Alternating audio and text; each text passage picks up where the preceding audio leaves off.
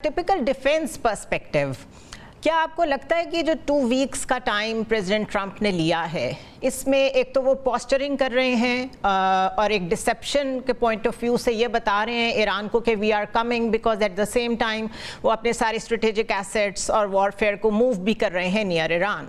साथ साथ डिस्कशन में वो मुस्तकिल कह रहे हैं कि पहले आप सरेंडर करें, उसके बाद बातचीत होगी, जो कि बज़ाहिर नामुमकिन नज़र आता है। Why would Iran do that?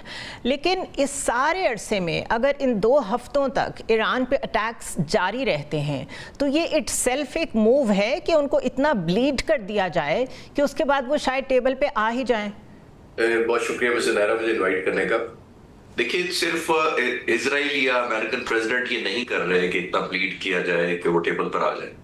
Iran भी, जो आपने नोट किया होगा, पिछले कोई 8 दिन के जो ऑपरेशंस हैं जो ईरान की तरफ से ऑफेंस लॉन्च किए जा रहे हैं, obviously in the form of only surface to surface missiles, वो भी बुनियादी तौर पर यही कोशिश कर रहा है कि हम इजराइल को लीड करें इस हद तक कि मेरी नेगोशिएशन ईरान की पोजीशन बेहतर हो जाए। और हर मुल्क ये कोशिश करता है, और जाहिर है आपने नोट किया होगा, मैं क्विक रेफरेंस इंडिया पाकिस्तान के सिनेरियो में भी, जो हमने 7 तारीख को 6+0 किया, जो 10 तारीख को मैसिव टनेज किया अगेंस्ट इंडिया, वो यही था कि जब मुज़ाकरात की टेबल पर आए तो एक मच बेटर आपकी नेगोशिएशन टेबल पर अपोजिशन हो जाती है। और जाहिर है आपने नोट किया होगा कि जो इजराइल के अवाम है वो इस तरह की टनेज या इस तरह की बमबारी या इस तरह का वे ऑफ लाइफ, जंग का स्केयर, खौफ के अंदर, बंकर्स के अंदर गुजारना, ग्रिड स्टेशन की बिजली के बगैर गुजारना, या हॉस्पिटल पर जब बॉम्बिंग होती है, तो इस तरह की यूज टू नहीं है। ईरान भी यही कोशिश कर रहा है कि वो लीड ना करे तो विल टू फाइट जो है इजरायली अवाम की, मिलिटरीली बड़ा तोड़ना मुश्किल है, वो हिट करे, क्योंकि मिलिटरीली इजराइल के साथ मुकाबला करना या उनका जो वॉर स्टैमिना है उसको हिट करना बड़ा मुश्किल है कि इतनी जल्दी असॉल्ट किया जा सके। स्पेशली आपके पीछे, जब इजराइल के पीछे पूरा वेस्ट खड़ा हो और फर्स्ट वर्ल्ड खड़ी हो, स्पेशली अमेरिकन प्रेसिडेंट हो, तो आपकी बात ठीक है।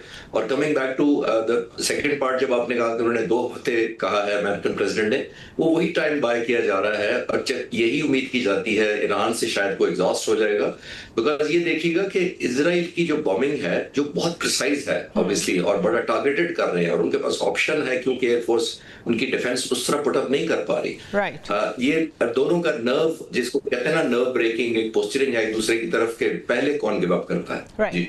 लेकिन अगर हम एक सिनेरियो बिल्ड करें जिसमें यूएस ज्वाइन कर भी लेता है इस वॉर को, उसके बाद भी अगर हम पास्ट ट्रैजेक्टरी देखें, जहाँ जहाँ पे यूएस गया है वो वहाँ पे सिविल वॉर छोड़ के निकला है, अनसर्टेनिटी, केओस छोड़ के निकला है, एनार्की। और अभी जो एक जिसको प्रेसिडेंट ट्रंप कहते हैं एम्बैरसिंग इवैक्यूएशन फ्रॉम अफगानिस्तान, उसके बाद क्या थिंकिंग हेड्स ये बात नहीं कर रहे होंगे कि हमें इस हद तक नहीं जाना चाहिए? हाँ, ये ज़रूर है कि जो B-2 स्टेल्थ बॉम्बर्स हैं वो प्रोवाइड कर दें आप बेशक इजराइलीज़ को, लेकिन डू यू थिंक के ऐसी commitment of a direct war, boots on the ground US से एक्सपेक्ट करनी चाहिए? देखिए, अगर हमें आसानी से अंदाजा लगाना है तो हिस्ट्री पर लुक बैक करते हैं। सिर्फ अफगानिस्तान या कोई और या इराक नहीं हम बात करते, चले हम थोड़ा पीछे चले जाते हैं। 1954 से 1975 तक 21 साल तक अमेरिका ने वियतनाम में जंग लड़ी, और आपके सामने है 21 सालों में तकरीबन 33 लाख इसमें वियतनामियों की जान गई, वर्सेस 33 लाख के सिर्फ 58,000 अमेरिकन मारे गए थे उस जंग में 21 साल में।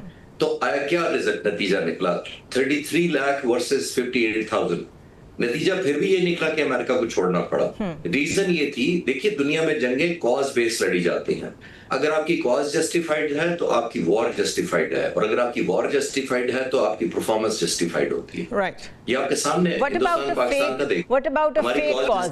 Sorry I am interrupting you, but मेरे ज़हन में आ गया, what about a concocted kind of a cause? Because Israel ने जो, और ज़ायनिज्म ने जो अपने ऊपर सवार किया हुआ है कि ये हमारा राइटफुल एक वेंचर है कि हमने पूरा रीड्रॉ करना है मिडल ईस्ट को, और ईरान तो सबसे बड़ा दुश्मन है, वो अपनी तरफ से इसे आइडियोलॉजिकल एंड पॉलिटिकल वॉर बना के बैठे हुए हैं। ये तो हम हैं जो जानते हैं कि उसकी बुनियाद ही गलत थी, चाहे बैल्फोर डिक्लेरेशन पे चले जाएं, जहां तक मर्जी चले जाएं, उसकी बुनियाद ही गलत थी। तो इस तरह की फेक आइडियोलॉजी की बेस पे अगर कुछ लड़ा जा रहा हो, उसका क्या फ्यूचर हो सकता है?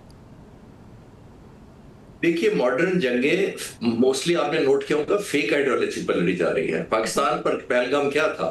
फेक आइडियोलॉजी कि ये पाकिस्तान ये कर रहा है। चले और पीछे चलते हैं, अफगानिस्तान क्या था? इराक सद्दाम हुसैन के टाइम पे क्या था?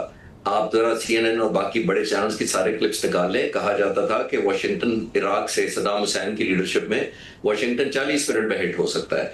It is a genie, it is a monster, ये कहा जाता था। और आपने नोट ईवल, किया अभी पहले भी जिन बनाया ईवल कहा जाता है ईरान को। एग्जैक्टली कहा जाता है। तो coming back to that, Saddam Hussein का क्या हुआ? इतनी मैसिव एयर पावर, और जब उन चैनल्स पर ये कहा जाता था कि ये 4th लार्जेस्ट आर्मी है इराक की और 5th लार्जेस्ट एयरफोर्स है, this and that and whatever, 100 घंटे लगे एलाइड फोर्सेस को बगदाद पहुंचने में। तो जिनी पहले बनाया जाता है आपके सामने।